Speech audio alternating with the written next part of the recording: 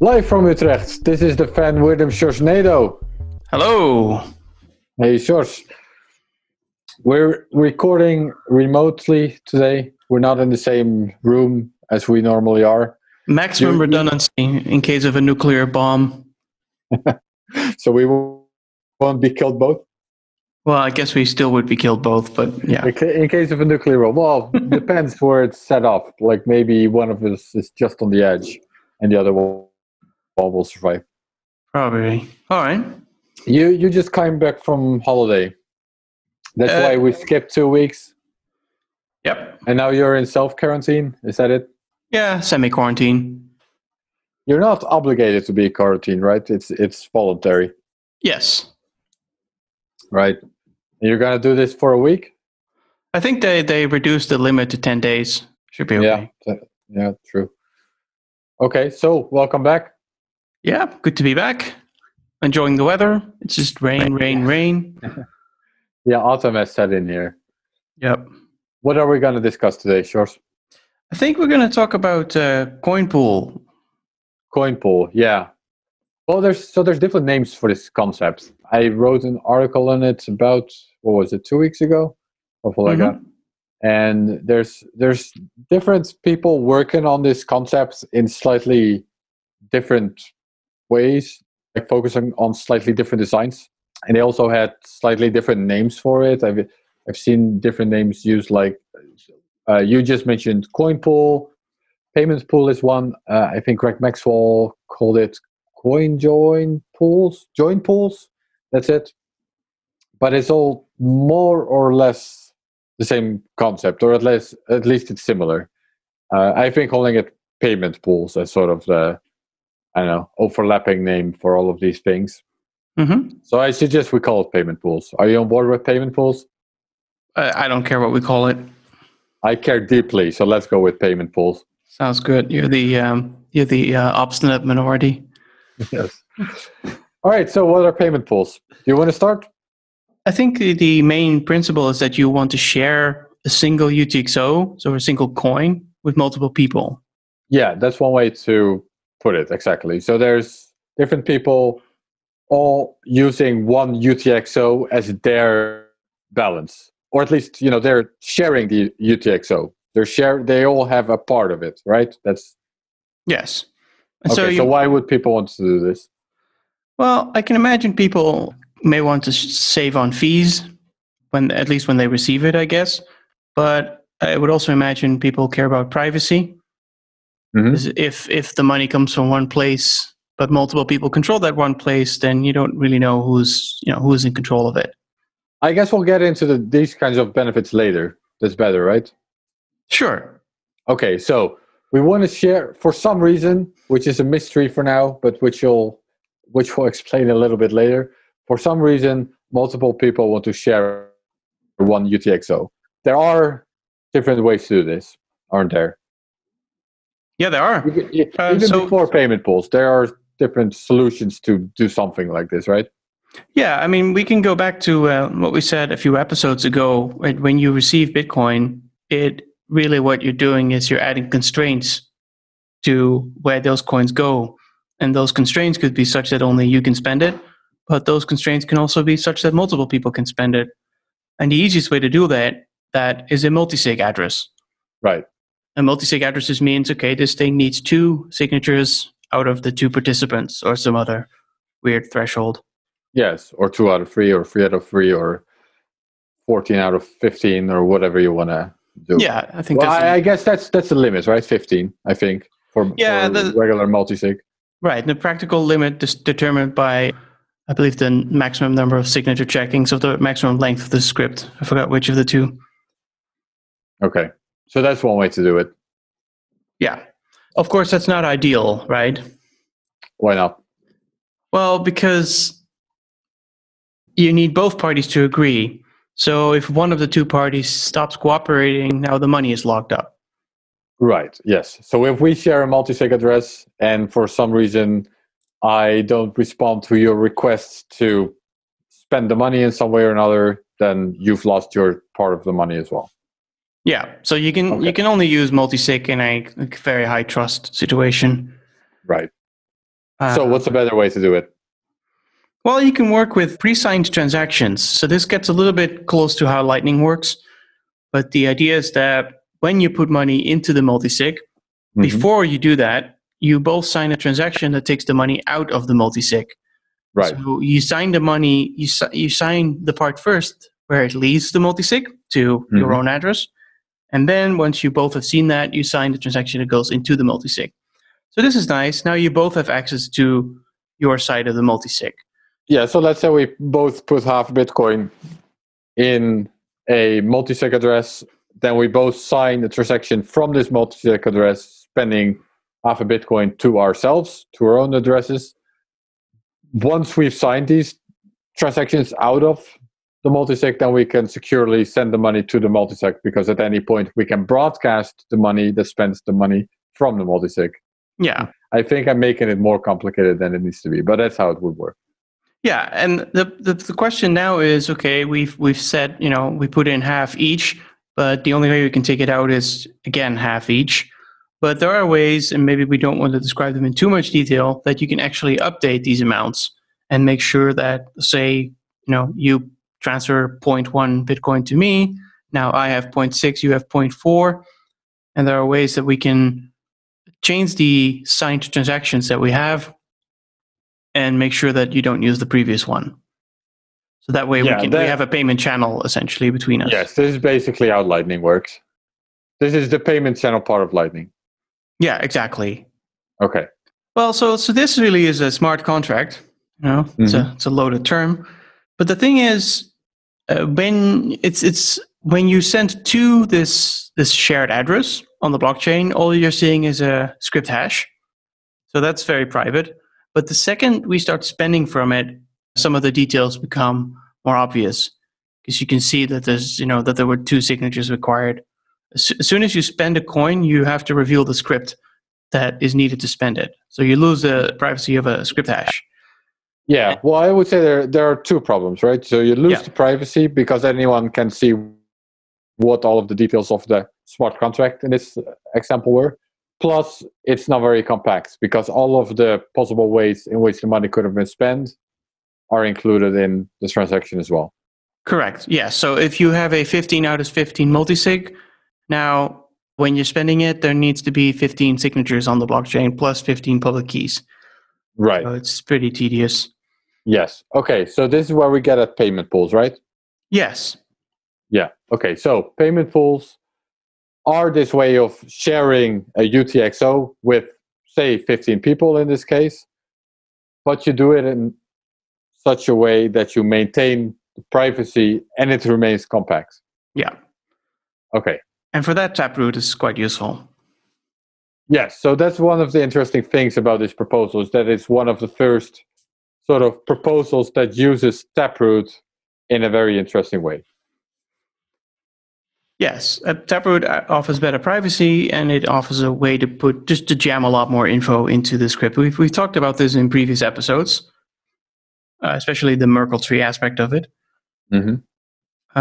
So, when you do an update, if everybody agrees, you produce a single signature that is like a multi-signature, but it looks like a single signature. So nobody knows whether there were 100 participants or just one. And you can have all these branches that, when each person takes money out, that'll be one branch of the tree, but you can't see how many branches there were in the tree. So even if one person leaves, you still can't see how many people there were in there. So that's kind of the general thing that you can hide with Taproot. Okay, so now we're in this pool with 15 of us. There's 15 people in the pool. Now let's get to it's a fantastic pool. I love this pool. Now let's get to the actual benefits. We promised to get to the benefits. Sjors, now's a good time. So what are the actual benefits of sharing this UTXO with 15 of us? Or what can we do with it? What can we do with it? Yeah, so let's say, there's 15 people in this pool, and we want to pay the supermarket. Well, one of us wants to pay the supermarket. One of us wants to pay the supermarket, and from the outside world, that's just a payment to the supermarket from one address. So the outside world has no idea which of the 15 people were paying the supermarket. And internally, right. So that's the balance. Yes, exactly. So internally, we all have this balance. We all know which of the 15 of us owns which part of the UTXO, right? Yes. Then, right. And we'll get to how that's secured later. Again, dear listeners, we're getting to that one thing at a time. So right now, we all have this balance of who owns what within this pool. Now, one of us wants to pay the supermarket. So the 15 of us come together. We agree to make a transaction to the supermarket. Plus, we send change back to ourselves, to the pool. This change, once again, is allocated between the 15 of us. So let's say Sjors was the one who wanted to pay the supermarket. Then the transaction we make sends money to the supermarket, sends the rest of all of the funds to us. But this time, the pool is allocated in such a way that Sjors gets a little bit less money from the shared UTXO because Sjors just paid the supermarket and we didn't. So only Sjors gets his balance decreased. Right? Yep. That's it. That's how it works. That's one benefit. And to be clear, so the benefit here is that from the outside world, anyone analyzing the blockchain will not be able to see, they won't even be able to see there were 15 of us in the pool. Like, it might look like a completely normal transaction to anyone analyzing the blockchain. So they may think that some individual paid the supermarket.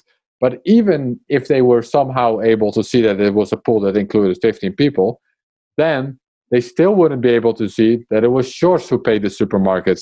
It could have been any of the people in the pool, even if they were able to tell that it was a pool. So it's a little bit like a mixer. Exactly, yeah. So that's why Greg Maxwell, for example, was referring to it as join pool. It's kind of like a coin join pool. People coin join their coins in this pool, and then one of them makes a payment, and you can't tell who actually made the payment. Yeah. Right, so that's one obvious benefit. Next benefit. Is there another benefit, George? Well, I could pay you inside of the pool. So to the outside world, nothing changes. Right. So to the outside world, for now, let's assume on-chain updates. And yeah, for an on-chain update for the outside world, all the money just moves once. Yeah, all the money just moves to a new address. The 15 of us in the pool, we all know that the balance has changed.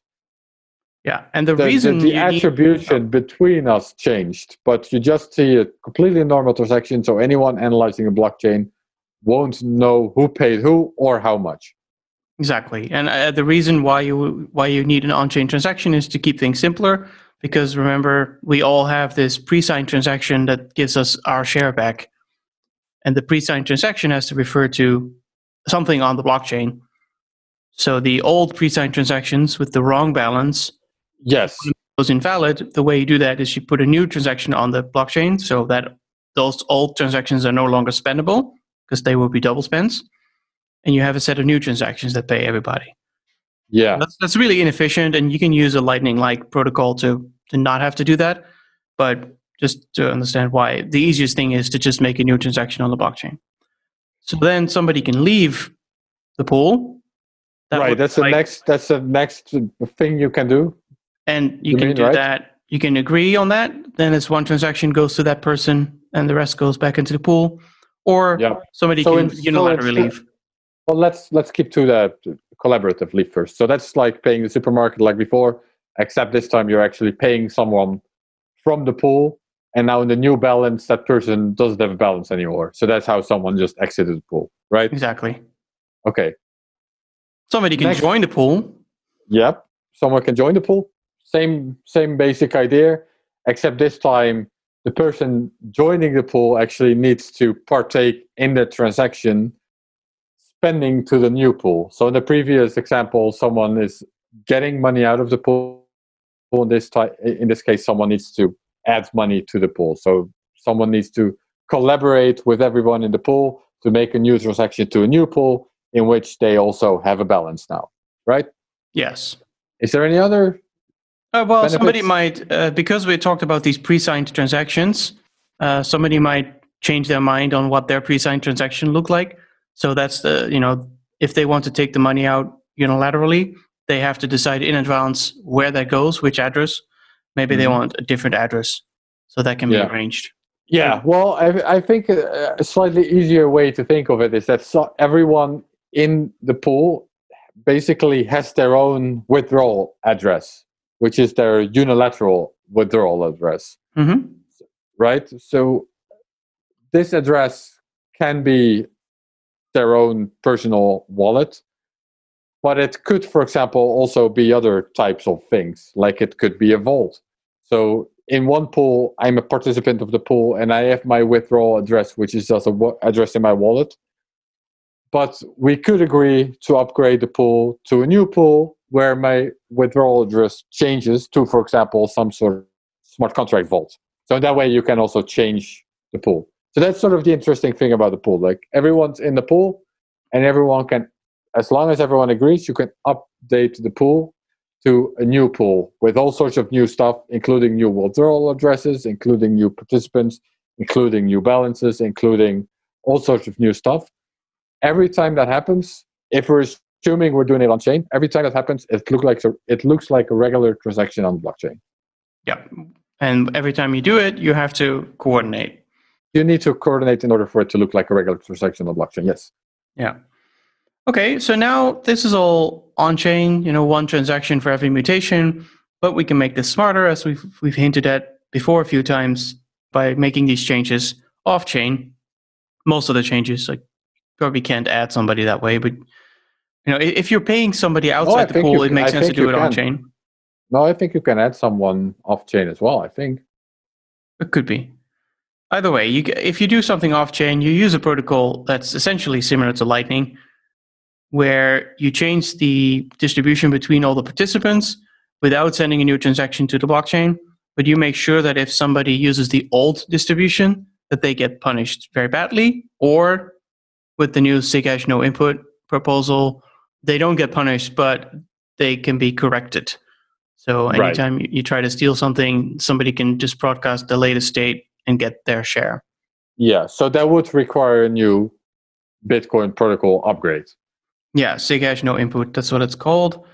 It's a small protocol update. They changed the name, I think. Oh, maybe it's any prev out now. Yeah, I think that's the one.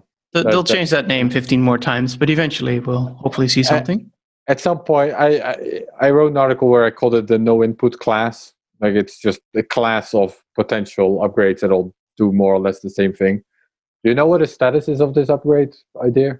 No, but I hear there's a podcast where two guys dive into all these technical proposals, so maybe they can do an episode about this.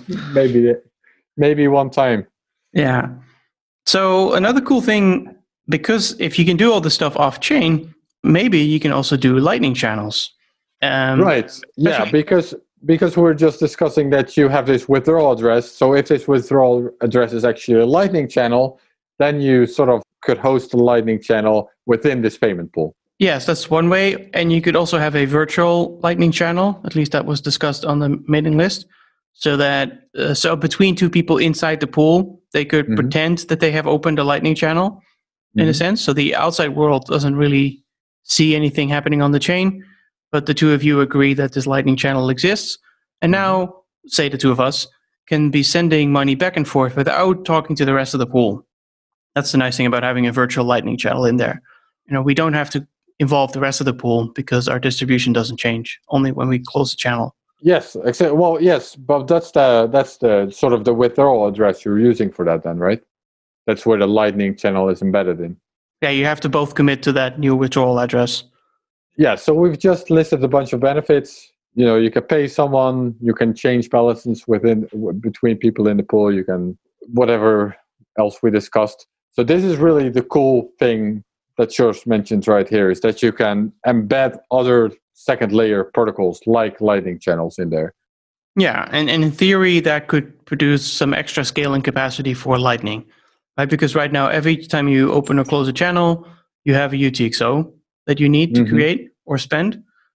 And the idea here would be that maybe some of the multiple channels might be able to share a UTXO, and thus, you can have more channels per UTXO. Though right now, we don't really have a practical scaling problem yet.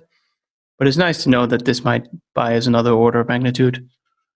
Yes, exactly. Plus, it could buy you more privacy because it's not clear to anyone analyzing the blockchain that a Lightning channel is hosted there.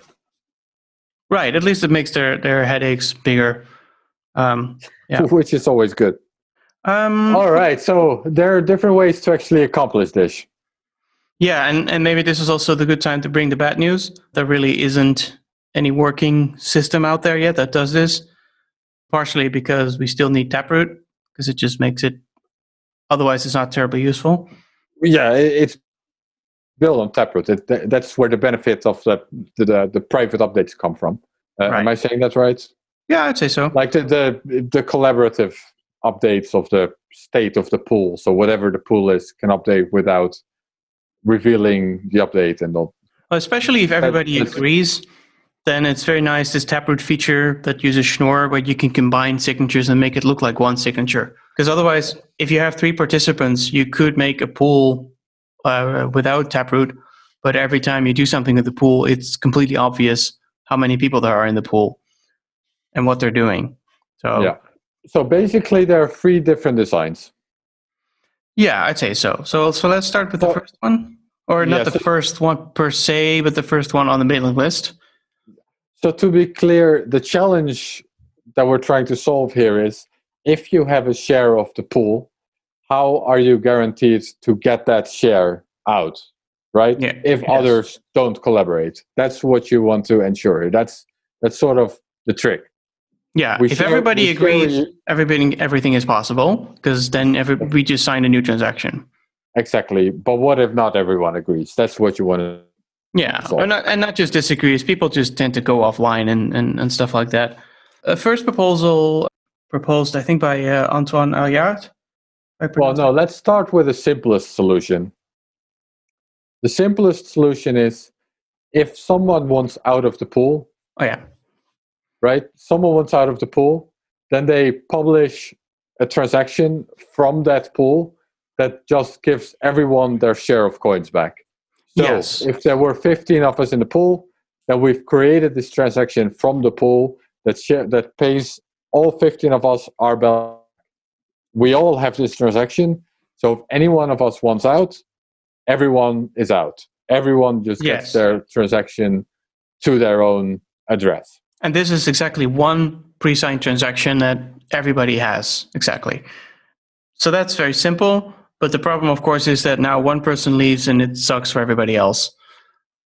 Exactly, right. So a very extreme opposite to this is a proposal that I just mentioned, where everybody can exit, and not just that, everybody can exit in an arbitrary order.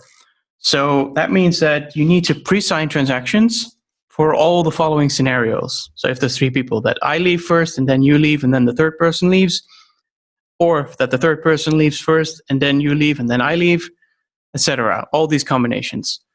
Every single combination, every single order of exit must have been accounted for. And must have a pre-signed transaction for that you have to hold on to, because once you see one of those transactions go on the blockchain, you need to know if you want to leave next, you need to then pick your transaction for leaving next. This scales with about the number of participants, faculty. If there's 10 people, that's like 10 times 9 times 8 times 7 times 6 times 5. It's a very, very big number. You very quickly have to have millions of pre-signed transactions. And that's not fun, because signing 1 million transactions and holding on to them is a nightmare. Right. Yeah, so to put this in other words, the challenge here is that if there's 15 of us, then all 15 of us must have this transaction where we exit, but the other 14 are sent to a new pool. And this new pool must also have, all of the participants in the pool must have pre-signed transactions that would let them exit the pool and send the other 13 to a new pool. Yep. And then in the new pool, these 13 people must all have their own pre-signed transactions, allowing, and that, so you need scenarios for every possible scenario of every possible exit that could happen in any order. That scales horribly. Yeah, that's pretty bad. Yeah. Everybody knows the picture of the chessboard where you double at every, for every square on the chessboard, the great number of grains of rice. But this scales significantly worse than that. Right. Okay. So, but in theory, at least for a small number of participants, you could do this. Yes. And thanks to the Merkle tree, where you can hide all the conditions, at least the tree itself, what ends up on the blockchain would every time be quite small, because of all the combinations, you only put one on the blockchain. Yeah, so it's possible for a handful of people. Yeah, it's very flexible, but maybe a bit overkill. Because remember now, every time you update this contract, so every time you want to pay a supermarket, you again have to sign these million transactions and go through the whole tree. So, anyhow. Right, yes, exactly. Every time an update happens, you need to create all of the new exit scenarios and the scenarios on the scenarios, yes. Yeah. Oh, by the way, it was Antoine, but also Gleb Namenko. Gleb Namenko, yes. So enter Jeremy Rubin, who has also been working on this problem, sort of around the same time, maybe earlier, maybe later. And he says, well, let's make it a little bit less optimal or a little bit less ideal. Instead of everybody can leave in any order, we say, no, if you leave, then a part of the tree has to leave. And so this could be half the tree has to leave because you split the whole thing in two. It could be a quarter if you split it in four. And you can you can use multiple steps, right? So you can say, well, there are 3 steps, and for each step there's 3 people in it. So you can make the tree have more branches at every step, or you can have the tree have longer branches with multiple steps. Anyway, you can do trade-offs there. Yeah, so to be clear, what this means is you just mentioned, half the tree has to leave first. That means if there's, 15 isn't the round number, is it? Let's say 14. There's 14 of us in the pool. Then if one of these 14 leaves, it means 6 others will automatically leave as well. They'll also have their funds sent to their own personal wallet. Yes. So one person leaves, half of the participants leave. The other half, they're still sent to a new pool. So 7 of us is still sent to a new pool with new pool rules. Yeah. And from there, I guess, depends on how you make the tree structure. Right. If you have 15 people, you could also have a structure where 5-5-5 or... Yeah, so if one person leaves, 1/5 of the tree leaves instead of half the tree. Yeah, 3-3-3-3, yes. This is configurable, totally configurable. The point is that by cutting this in half or cutting this in pieces, it quite significantly improves scale. It's still not perfect. It's still you still need a lot of preparation, but it's a lot better than allowing everyone to exit in every possible order. So for the computer science nerds, the plan we just discussed before scales with number of participants, faculty, and this scales with log of the number of participants. It's a lot better. Well, I was going to say there are protocol upgrades proposed that would improve on this. Is that where you want to get at, or is there something else? Yes. The nice thing is when you use this tree structure, you could use another proposal called OpCTV, or previously known as OpSecureTheBag, and previously known as something else. The general idea is a covenant, but it's a very specific covenant. And a covenant, the general idea of a covenant is that when you're spending coins, you put restraints on how those coins can be spent in the future. So normally when you spend coins, the person who receives it can spend it anyway to anything they like. Once you have your coins, they're really yours. But with covenants, they're not entirely really yours. And OpSecureTheBag makes this a little bit safer or a little bit less generic. It just says, okay, here's this tree of how we free everything from the channel. And if you unleash the first part of the tree, if you reveal the first part of the tree, then you must also reveal the rest of the tree. So you're pre-committed to the rest of the tree. And this removes problems with having to race to get to the blockchain before a certain timeout, because these coins are guaranteed to be spent in the right order. Mm-hmm. So you will get your money out of the payment pool if somebody closes the payment pool and you're not paying attention. It doesn't matter, basically. You'll get your money eventually. You can do it when fees are low or whenever you need it. So that's what OpCTV does. And so in a way, it doesn't save block space per se, although it might. but it does mean you don't have to rush. Yeah. For the other proposal, for the Gleb Nomenko and Antoine Riard proposal, that could also potentially be improved with a so far unnamed protocol upgrade, which would guarantee that any exit from a payment pool would have to restore that payment pool for the remaining participants. So that would be a new opcode. It's completely new protocol upgrade that would enforce that exiting is only possible if you restore the pool it came from. Right. So that's also a covenant, right? So it's you're making a transaction, but you must commit to future transactions while you're doing that. Yeah, in a different way than secure the bag. Yes, exactly. But this is even more far-fetched. Yes, exactly. CTV is pretty concrete at this point. We'll have to see if it actually happens or not, but there is a pretty concrete proposal, while this newer proposal is very theoretical, I think, still. Yeah. Like I said, it doesn't have a name yet, and it's as a general rule, breath, I would personally say. Yeah, as a general rule, covenants scare people because they could lead to an infinite curse on the money.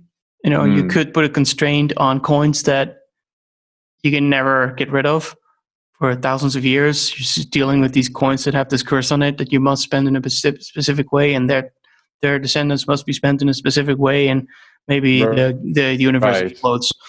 But more specific types of covenants are less scary, but they haven't been worked out in detail, some of them, whereas others have.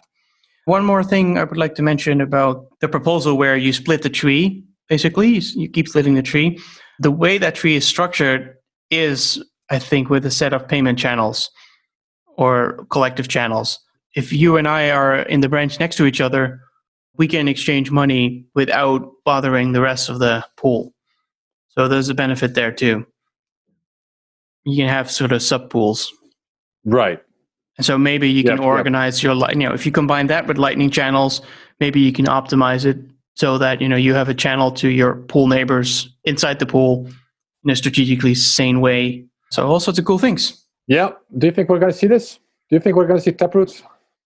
Oh, Taproot, I'm not terribly worried about. I mean, knock on wood. So what about this then? This? Maybe. I am skeptical because the kind of software you need to do this is probably about as complicated as Lightning software is. And we already have Lightning software. So then the question is, why would people use it? If the goal is to save money, well, Lightning helps you do that too. So then Lightning might have a first mover advantage on this. If your goal is specifically... But this can embed Lightning. It can work in tandem with Lightning. It can be a second layer, turning Lightning into a third layer. Sure, but adding a ton of complexity in the process. I mean, I don't know if you've ever tried to dissect a Lightning node with a broken channel in it. I once did actually manage to recover money that I managed to blow by doing dumb things with a Lightning node. Like actively dumb things, so it wasn't the designer's fault. Yeah, well, at some point we might need this, right? Like you said, it does order another magnitude of scaling advantages. Yeah, so I would imagine if it's used for scaling, that it sort of automatically happens, that users won't even think of it in that way. It's just that your Lightning software will use this trick to have more channels for less fees, essentially. Well, exactly. Yeah. That I can see work, but so far we're nowhere near capacity on Lightning. So I don't like to speculate too many orders of magnitude of scaling into the future, right? I think once we have a situation like 2017 with high fees, but with Lightning included, then we'll start seeing this stuff take off, or probably not, because these things are delayed. So you get very high fees, everybody complaining, and then fees drop for years. These tools are developed, and then for the next wave, we have some extra capacity. Yeah, it's long-term potential. Yeah, it's nice at least to have this idea out there, if only to deal with people who say, "Oh, Bitcoin doesn't scale, Lightning will boil the oceans." You say, "Well, Lightning can already take you quite far, but there's other tricks in the bag, and I'm sure there's more out there." And then, which of the designs do you think are most likely to see the light of day? I mean, just from having spent an hour studying this topic, I think the last one we discussed Jeremy Rubens. Yeah, it makes the most sense. Just because, like, being able to exit in any order without a serious protocol change that makes that possible seems a bit overkill. So splitting the tree and having a little bit of downside where you may have to be kicked out of the pool even though you didn't want to because somebody else left the pool, that seems reasonable to me. But I haven't put super deep thought into this. All right. I think that's it. Yeah. I think that's our episode. All right. Well, thank you for listening to the Van Wirdum Sjorsnado. There you go.